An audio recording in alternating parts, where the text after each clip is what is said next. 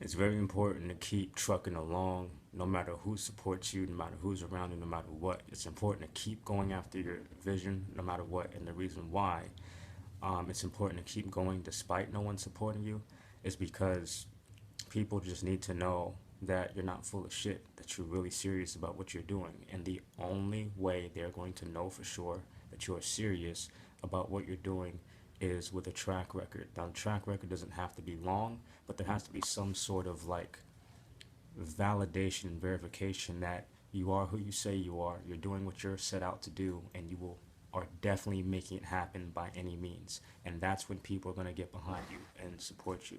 So in the beginning, when you don't receive support, if you just put yourself in everybody else's shoes, which is very difficult to do, but all leaders must do this, because it is a false leader that has never been in the shoes of his followers. So it's like kind of like me trying to buy a franchise, a Taco Bell franchise, but me knowing nothing about how Taco Bell actually makes its money or how the franchise actually operates. So, my dream is to own a franchise. I worked for Taco Bell for 90 days just to get the experience that I needed and a lot more than that.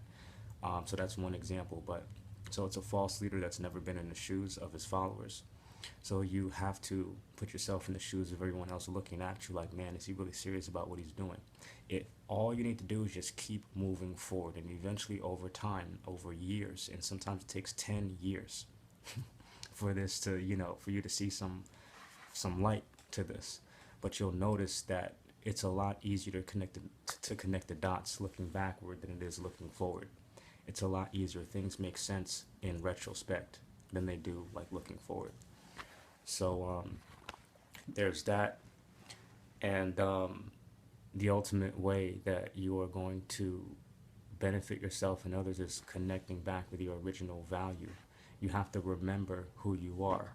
When you're dismembered, um, that's when the body is mutilated, the body is chopped up. The body of what? The body of your being, the body of your soul, the body of your spirit, your temple. It's chopped up, it's divided, it's unorganized.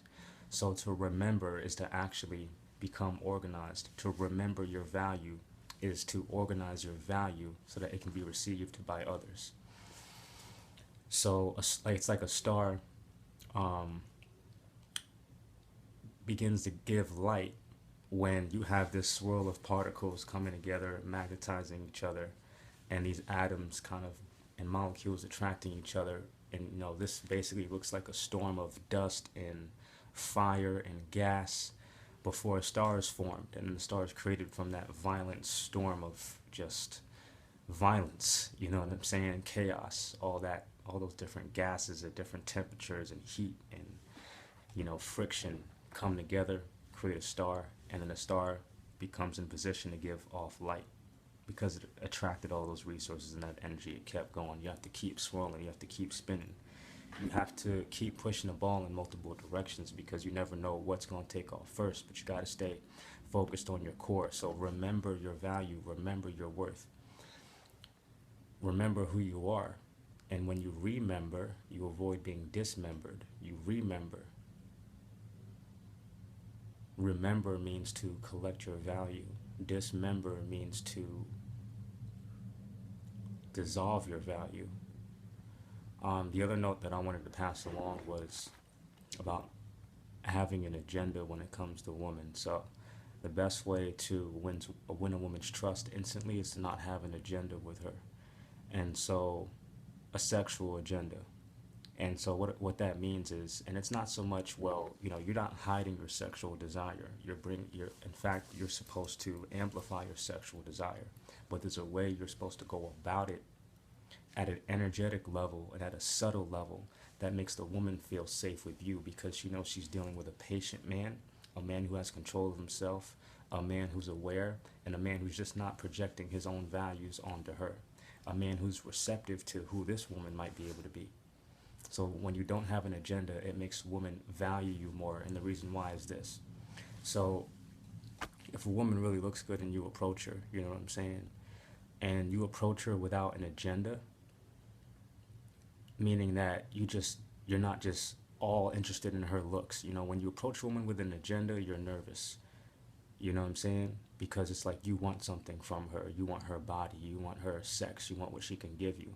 But when you approach a woman with the agenda of, it's not about it's about what agenda you have. So let's reframe that. So it's not about not having an agenda. It's about having the right agenda. So when you and your agenda has to be sequenced. So there's an order to it. So when you first approach a woman, your first and foremost agenda should be to determine, to qualify her right away, to see if she's worth your time, to see if she's worth your energy and your attention and being around you. And you don't just do that with looks. Looks are what attract you and make you say, oh, okay, that might be a potential candidate to pre-qualify. And then you approach the woman. And when you give her like a little interview, like a mini interview, you know, then you get past all that look shit because anybody can fucking look good, but she wants to know that you're interested in her. And it's also better for you because when you approach a woman, just because you want to have sex, you actually devalue yourself because you're only valuing that woman for her sexual goods. You know what I'm saying? You want more than that. It's okay to value a woman for what she can provide you in terms of sex, but it has to be bigger than that because if it's not bigger than that, then you're making yourself less of a person by investing your attention in that direction, if that makes sense. So men who actually have the agenda of pre-qualifying a woman, no matter how good she looks, no matter how instantly attractive they are, men who have the agenda of interviewing that woman initially, pre-qualifying her, are more attractive to higher value women because those women know that, hey, this man has standards for the types of woman that he allows into his life. This man has standards. This man is not just gonna have sex with me just because I look good. You feel me? He's deeper than that. That might mean that he already has a lot of women to choose from. This might mean that this man is abundant already. This might mean that it's worth getting to know who this man is because he has standards. And that might mean that he might be successful because successful men have standards. They have standards in their life. They have priorities and values that are very clear and demonstrated with their actions. So, you know, if a chick looks good and I really want to have sex with her, but I find out that she's just not on my level mentally and not receptive to getting on my level mentally, then I'm immediately turned off mentally. Sexually, I'm still turned on, and I still might have sex with her, but I let her know like what it is. You know what I'm saying? I let her know that so that it's a fair exchange of value. It's like, look, I really think you're, an attractive young lady, and I want a romantic thing with you, but I'm not looking for anything serious with you. I just want it to be casual. It could be, a friends with benefits or whatever. But that's pretty much it because, my priorities are, my purpose and what I'm focused on in life. So you should let her know that shit up front, and you just keep it a buck. You feel me? And it's not really it shouldn't matter to you how they react or not. You know, most women who I've qualified successfully, and this is like the first time me meeting them. If I just want to have, I'll tell them to come over to my place and bring over a bottle of wine or some food or whatever, and they come over. You know what I'm saying? They come over because they're not used to men being direct and clear with them. Like, hey,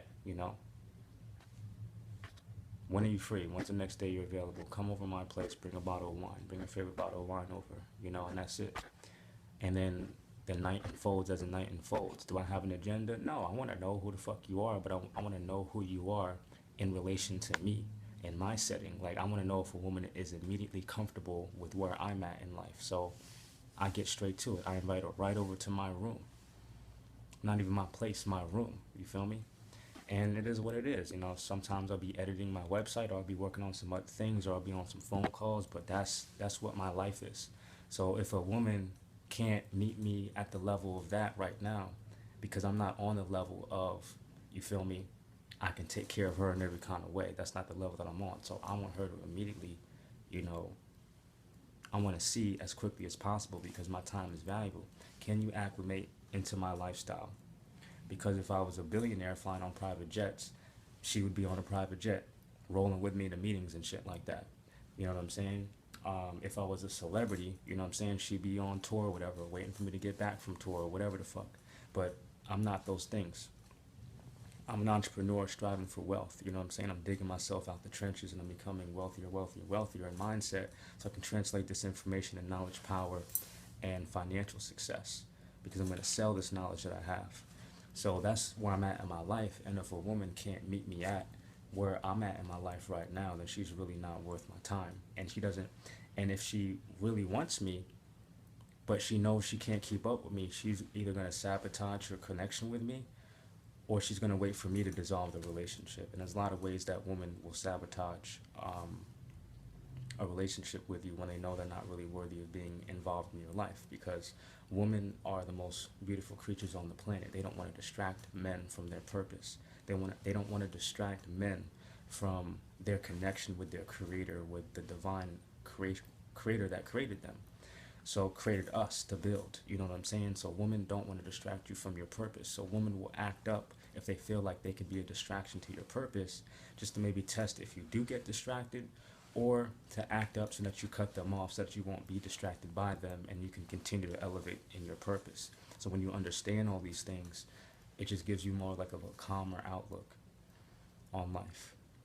And so that's the game for today, you know what I'm saying? But yeah, my book, Be a High Value Man, Create a Successful Life and Own the Heart of the Woman of Your Dreams, is a lesson book aimed at young men to help them to understand how to have effortless relationships with their divine complements woman. And also it's a lesson book instructing young men how to acquire the wealth they need to lead and live productive and satisfying lives. So Be a High Value Man, Create a Successful Life and Own the Heart of the Woman of Your Dreams by Brian James Fleming. That's me. That will be out in 2021. And I'm excited to drop that. I'm putting my all into that. And I appreciate y'all rocking with me. You know, we're going to end this video. And y'all be good. Be dangerous.